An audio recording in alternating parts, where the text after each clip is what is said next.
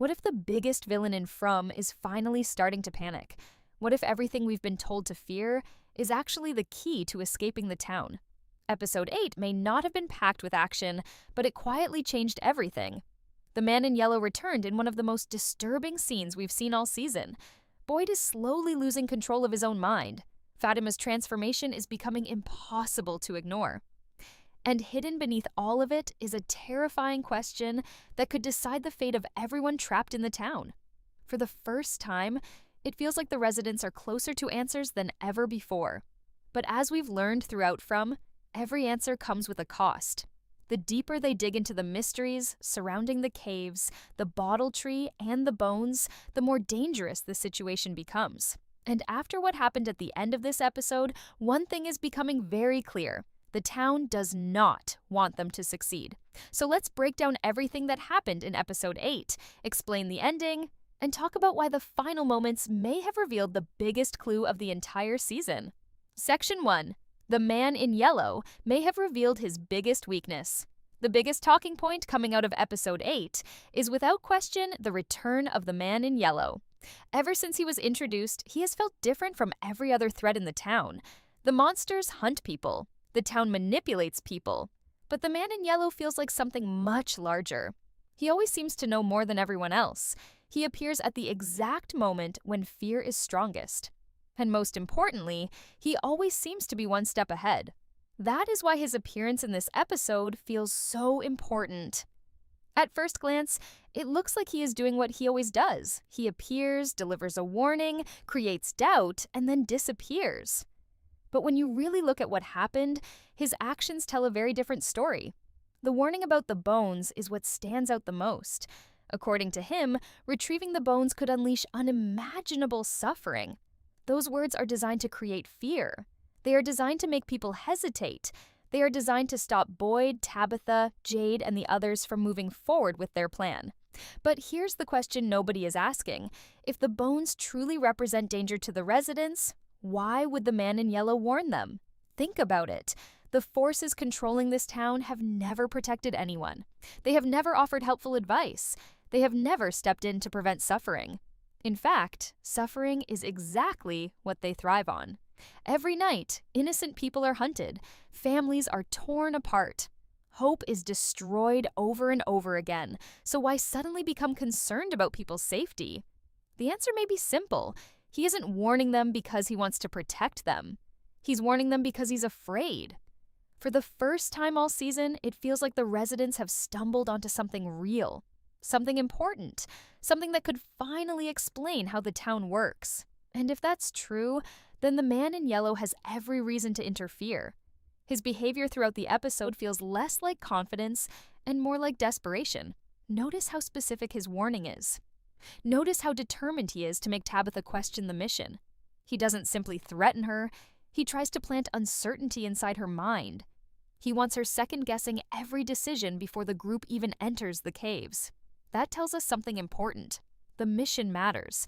If the bones were meaningless, there would be no reason for him to get involved. If the plan was doomed to fail anyway, there would be no reason for him to appear.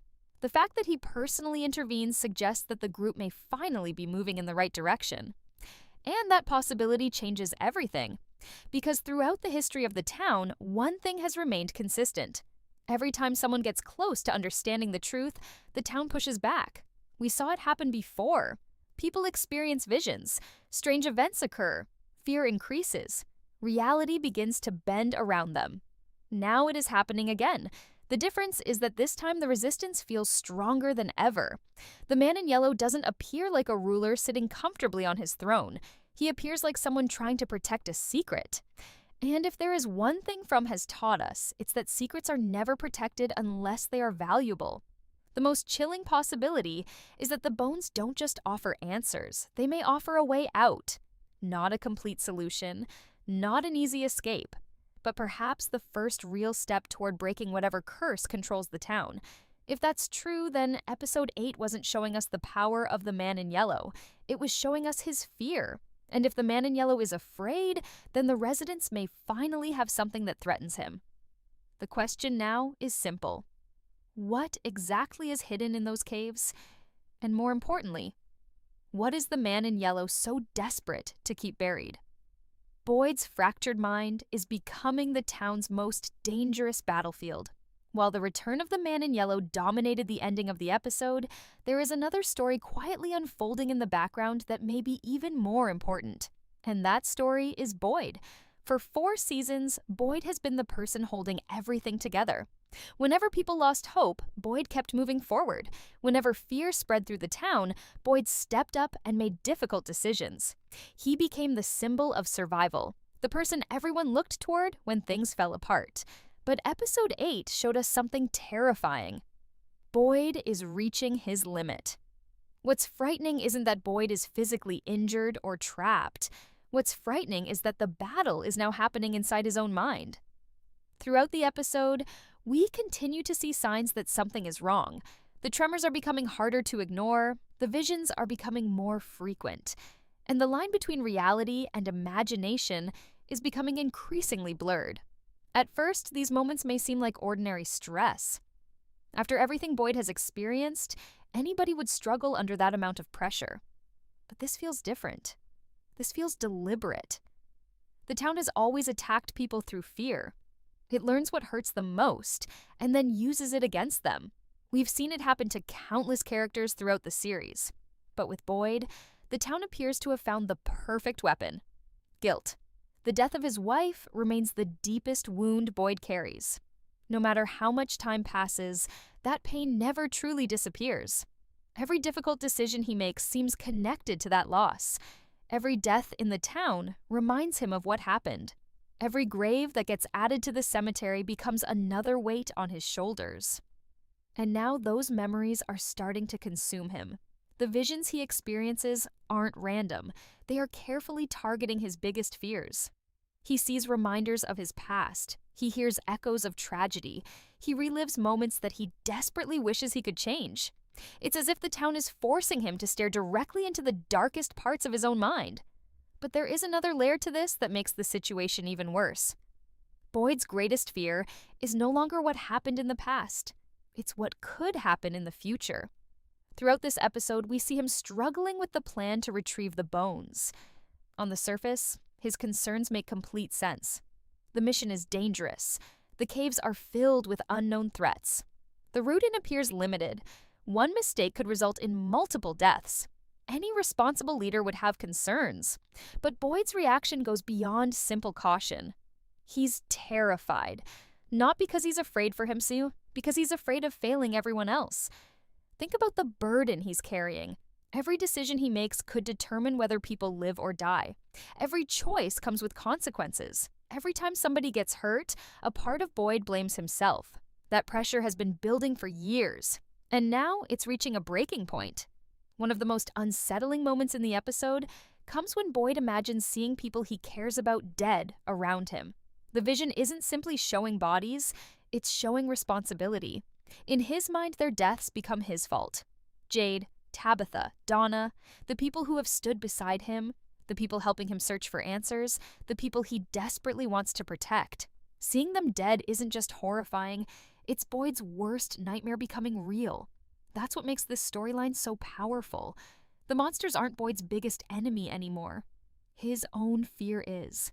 And fear is exactly what the town wants, because a frightened Boyd is a hesitant Boyd. A hesitant Boyd is a leader who second-guesses himself. And a leader who stops acting is exactly what the town needs right now. The timing of all this feels important. Just as the group is preparing to take its biggest risk yet, Boyd is becoming less certain than ever. Just as they may finally have a path toward answers, the person leading the mission is questioning everything. That can't be a coincidence. It feels like the town understands what's coming. It knows a major decision is approaching. And before that decision can be made, it wants Boyd weakened. The irony is that Boyd's fear may actually prove the opposite of what he believes. The fact that the town is pushing so hard against him suggests that he's moving in the right direction. Every vision, every hallucination, every painful memory, all of it could be part of a larger effort to stop him from taking action. Because despite his doubts, Boyd remains the one person capable of leading people into the unknown. The truth is that Boyd has never been successful because he's fearless. He's successful because he keeps going despite being afraid. And that may be the lesson this episode is building toward. The final episodes of the season aren't just going to test Boyd physically, they're going to test him mentally. He's going to have to decide whether he trusts his fear or ignores it. He's going to have to decide whether the risk is worth taking. Most importantly, he's going to have to answer the question that has followed him throughout the entire series. How many lives are worth risking if there's finally a chance to escape? Because sooner or later, Boyd will have to make that choice. And when that moment comes, the future of everyone in the town may depend on whether he can win the battle happening inside his own head. The monsters may be waiting in the caves. The man in yellow may be watching from the shadows. But right now, Boyd's greatest enemy is something much closer. It's the voice telling him that failure is inevitable. And if that voice wins, the town won't need monsters to stop them. Fatima's transformation may be revealing the darkest secret of the town. If there is one storyline in episode 8 that should have every fan paying attention, it's Fatima's transformation. While everyone is focused on the caves, the bones, and the man in yellow, something deeply disturbing is happening right in front of everyone's eyes.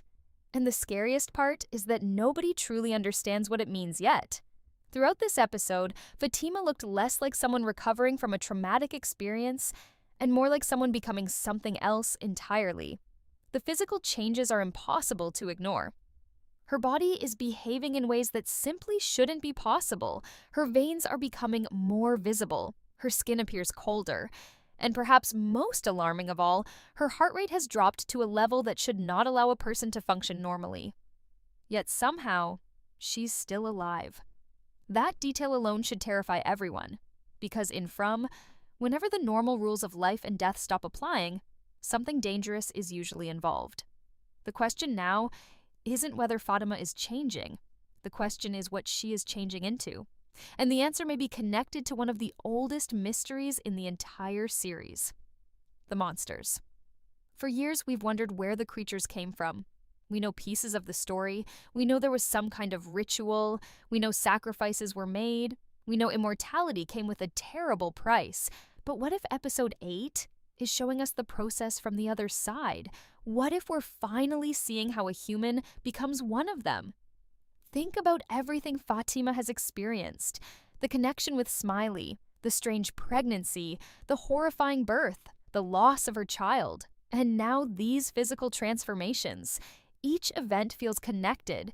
Each event feels like another step in a process that has been unfolding for a long time. What makes this even more unsettling is that Fatima herself seems aware that something is wrong. She doesn't look confused anymore.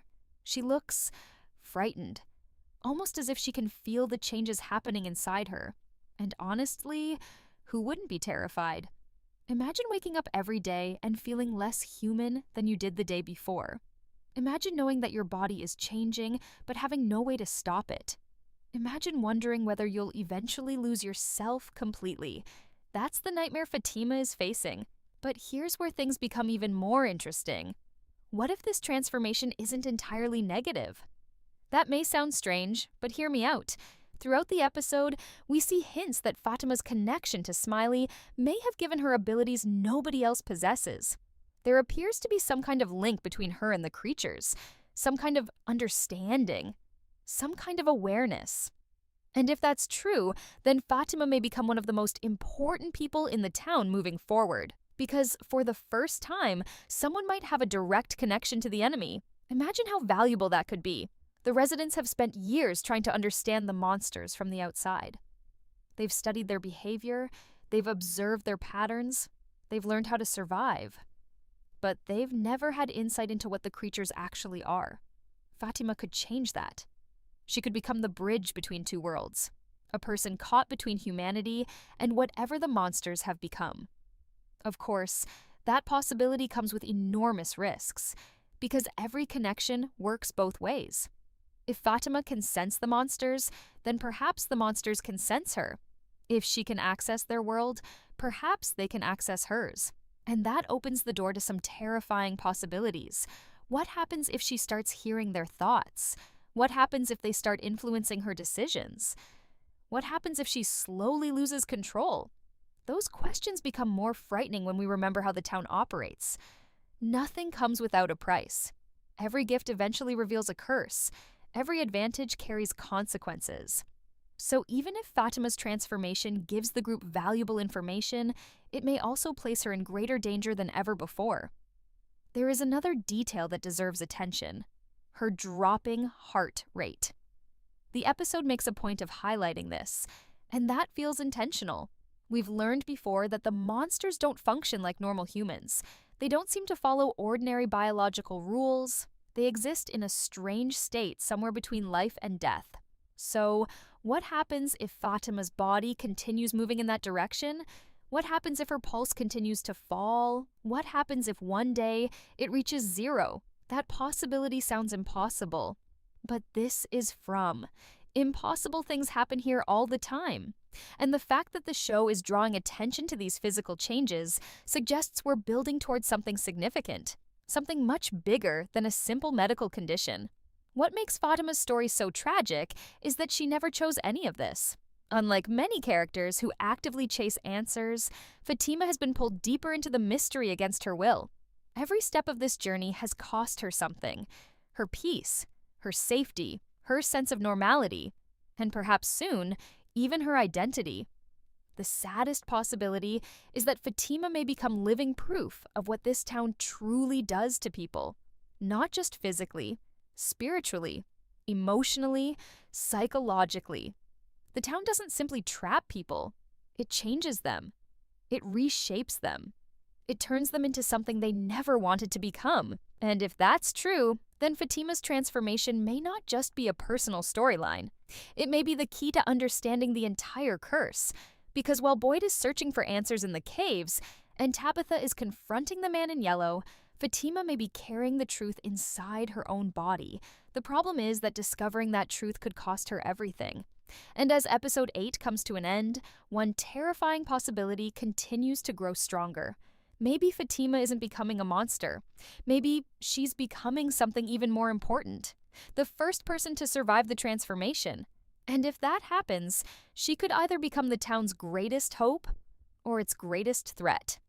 Henry's descent into despair may be leading to a tragic end. While the mysteries surrounding the caves and Fatima's transformation grabbed most of the attention in episode 8, I think one of the most heartbreaking stories was happening through Henry. In many ways, Henry's journey might be the saddest storyline of the entire season, because unlike Boyd, who is fighting against fear, or Tabitha, who is searching for answers, Henry is fighting against something much more dangerous. He's fighting against hope. That may sound strange at first, but when you really look at what happened in this episode, it becomes clear that hope is exactly what the town is using against him. For years, Henry has carried unimaginable pain. He lost his family. He lost time. He lost the life he was supposed to have. And perhaps worst of all, he lost the chance to experience the future he always dreamed about. The visions he experiences in episode 8 are not random nightmares. They're carefully crafted dreams. The town isn't showing him monsters. It's showing him happiness. And that's what makes them so dangerous. Think about what Henry sees. He sees a version of life where everything worked out. A version where his family survived. A version where the years of suffering never happened. A version where the people he loves are safe, successful, and together. It's the life he should have had. The life that was stolen from him. The life he secretly wished for every single day. And that's exactly why the town chose it. Because fear isn't always the strongest weapon.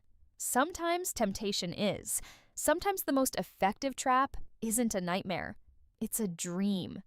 The more Henry sees this perfect reality, the harder it becomes for him to accept the painful world around him. Every time he returns to reality, he's forced to compare it to the beautiful illusion waiting inside his mind. And that's a battle almost nobody could win. What makes this even more tragic is that Henry genuinely doesn't know what is real anymore. Put yourself in his position for a moment. Imagine waking up every day unsure whether you're trapped in reality or trapped in a nightmare. Imagine seeing your family alive one moment and gone the next. Imagine being told that everything you've experienced could be false. Eventually, certainty begins to disappear. And once certainty disappears, people become vulnerable. That's exactly what's happening to Henry. The town has slowly been breaking down his trust in his own mind. Every vision, every conversation, every glimpse of the life he wishes he had. It's